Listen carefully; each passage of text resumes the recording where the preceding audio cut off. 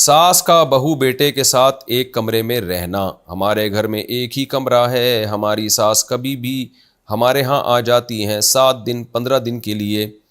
اس دفعہ وہ کہہ رہی تھی کہ پورے رمضان تمہارے ساتھ گزاروں گی. کیا اس طرح ان کا رہنا صحیح ہوگا جبکہ میں ان کے ساتھ ایک کمرے میں کمفرٹیبل نہیں ہو پاتی ہوں؟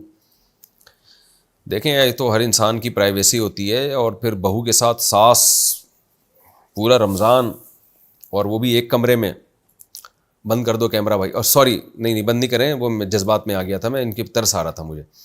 تو ایک ہی کمرے میں پورا رمضان والا مہینہ، ویسے بھی تھوڑا سا روزے ووزوں کی وجہ سے ٹینشن ہوتی ہے، تو بڑا حوصلہ ہے ماشاء اللہ آپ کا.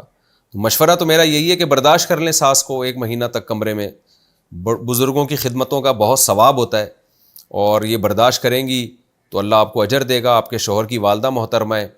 یہ تو اخلاقیات والا جواب ہے. جتنا آپ بڑوں کی خدمت کریں گی، ان کو برداشت کریں گی، اس کی دنیا میں بھی اللہ برکتیں دے گا، آخرت میں بھی دے گا انشاءاللہ.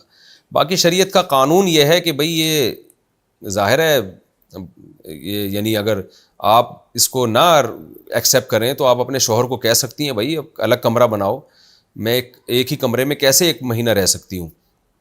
تو آپ کے شوہر پر پھر بہرحال لازم ہوگا کہ وہ آپ کے لیے الگ کمرے کا انتظام کرے. یعنی قانون کی بات تو یہ ہے کہ یہ ایک طرح کا ظلم ہے. قانون تو یہی ہے کہ ساس کیا کوئی بھی ایک ہی کمرے میں، آپ ہی کے کمرے میں 24 گھنٹے پڑا رہے یا پورے مہینے رہے، تو کوئی بھی رہے تو یہ زیادتی ہے. یعنی کیونکہ کسی پرائیویسی ہوتی ہے ہر ایک کی،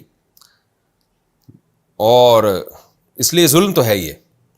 لیکن اخلاقیات کی بات وہ آپ خود بہتر سمجھتی ہیں کہ جتنا میں نے کہا برداشت کریں گی اتنا زیادہ ثواب ملے گا. اس کی مثال ہے جیسے آپ بوڑھے کو سیٹ دے دیتے ہیں نا، پیسے تو آپ نے دیے لیکن اکرام میں آپ کھڑے ہو جاتے ہیں، بھائی بوڑھے کو کہتے ہیں آپ بیٹھ جاؤ یار میری جگہ پہ. تو اکرام کی باتیں، اخلاقیات ایک الگ چیز ہے، قانون ایک الگ چیز ہے. قانونی طور پر تو یہ زیادتی ہے.